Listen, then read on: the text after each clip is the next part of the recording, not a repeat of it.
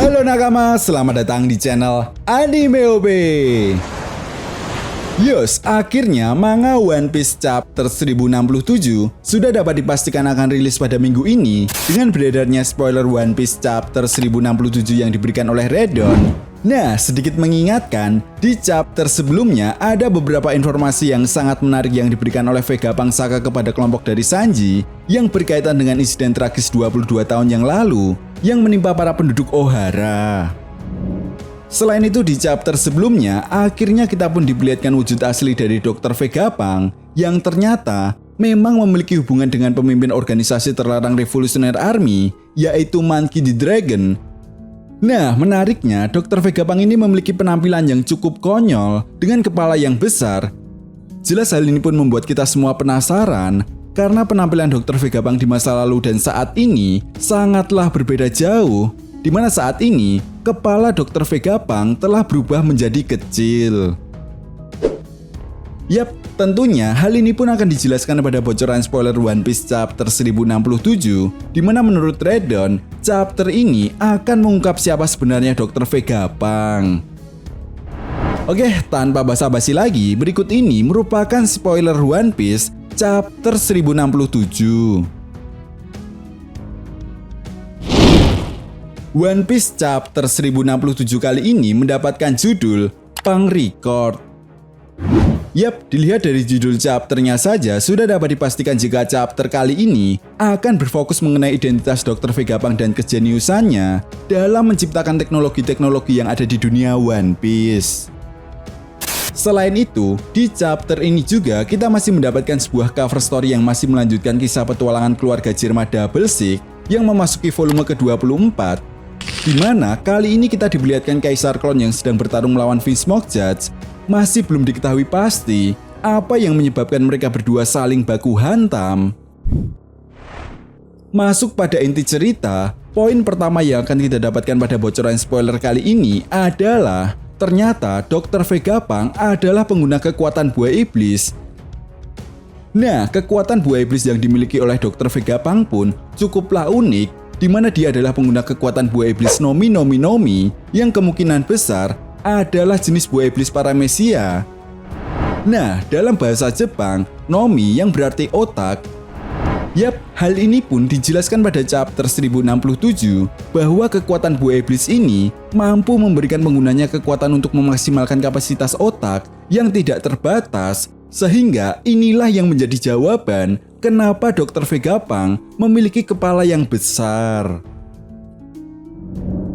Namun di sisi lain ada sebuah fakta yang cukup menarik, di mana Dr. Vegapunk ternyata memang sudah memiliki kejeniusan sejak lahir, tetapi kejeniusan yang dimiliki oleh Dr. Vegapunk tidaklah membuat dirinya puas. Itu sebabnya Dr. Vegapunk lebih memilih memakan buah iblis Nomi. Nah, sampai di sini yang perlu kita garis bawahi adalah ada kemungkinan besar Dr. Vegapunk mempunyai atau pernah membaca buku mengenai ensiklopedia buah iblis, sama seperti halnya yang pernah dibaca oleh Sanji ketika masih kecil dulu. Jelas hal ini pun tidak mengherankan ya, karena seperti yang kita tahu, jika dulunya Dr. Vegapunk dan Vince Judge pernah bekerja sama dalam melakukan penelitian. Tentunya ini sangatlah menarik. Apakah mungkin Dr. Vegapunk mengetahui kekuatan buah iblis yang dimiliki oleh Luffy saat ini yang memang memiliki keterkaitan dengan sosok Joy Boy? Menurut Mimin, yang jelas Dr. Vegapunk telah merencanakan sesuatu hal yang sangat penting yang berkaitan dengan kedatangan kelompok bajak laut topi jerami ke Pulau Egghead. Setelah itu poin kedua yang akan kita dapatkan adalah diperlihatkannya Punk Record yang merupakan bagian atas Pulau Egghead yang terlihat seperti telur, ternyata dibuat dari otak Dr. Vegapunk. Kemudian poin yang ketiga, yaitu Dr. Vegapunk menjelaskan jika robot kuno yang sebelumnya ditemukan oleh Luffy ternyata memang dibuat pada masa abad kekosongan. Namun yang menarik di sini adalah 200 tahun yang lalu, ternyata robot ini pernah dibangkitkan kembali oleh seseorang. Tetapi sayangnya pemerintah dunia yang mengetahui hal ini pun kemudian menyerang robot kuno tersebut. Dan sampai saat ini, robot kuno tersebut belum dibangkitkan kembali. Nah, apabila kita mengacu pada timeline kejadian 200 tahun yang lalu dalam cerita One Piece, ada sebuah peristiwa atau kejadian yang sangat menarik, di mana pertama kalinya pihak pemerintah dunia membuat perjanjian resmi dengan penduduk Pulau Manusia Ikan untuk menghentikan penculikan, perdagangan, dan perbudakan yang dilakukan oleh seluruh manusia di penjuru dunia One Piece. Dan inilah yang menjadi awal di mana kerajaan Ryukyu menjadi bagian dari pihak pemerintah dunia. Namun nyatanya sampai saat ini, perjanjian tersebut hanyalah perjanjian palsu. Masih banyak sekali penculikan, perbudakan, dan diskriminasi terhadap para penduduk manusia ikan. Bahkan saat pertemuan Reverie terjadi, Shirahoshi harus mendapatkan perlakuan yang tidak menyenangkan dari salah satu Tenryubito. Lalu jika kita kaitkan dengan kejadian ini, apakah mungkin ada seseorang yang mendorong pihak pemerintah dunia untuk melakukan perjanjian tersebut? Nah, untuk lebih detailnya akan Mimin bahas setelah chapternya rilis ya bosku. Setelah itu kemudian Shin pun berganti dan memperlihatkan para agensi B-Zero yang sudah tiba di Pulau Egghead. Nah, di sini ternyata selain ingin menghabisi Dr. Vegapunk, para agensi B-Zero juga bertujuan untuk mengembalikan Seraphim. Namun akses mereka untuk masuk lebih dalam ke Pulau Egghead telah ditolak. Nah, tentunya ini sangat menarik dan menjadi sebuah pertanyaan besar di kalangan para fan One Piece. Kenapa pihak pemerintah dunia justru ingin mengembalikan Seraphim Kuma? Apakah sebenarnya pihak pemerintah dunia telah memiliki kekuatan tempur yang jauh lebih baik dari Seraphim? Atau justru semua ini ada hubungannya dengan pengkhianatan yang akan dilakukan oleh Dr. Vegapunk?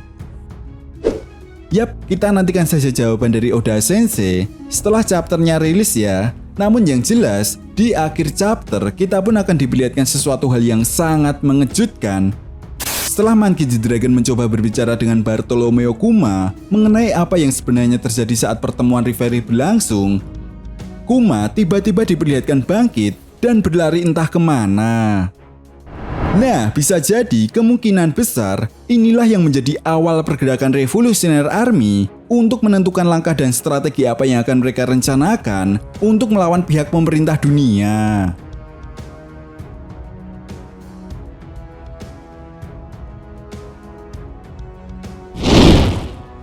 Well, itu tadi merupakan spoiler One Piece chapter 1067. Jika ada tambahan lagi, akan Mimin update di video berikutnya. Oke, sampai di sini dulu pembahasan kita kali ini, and see you next time.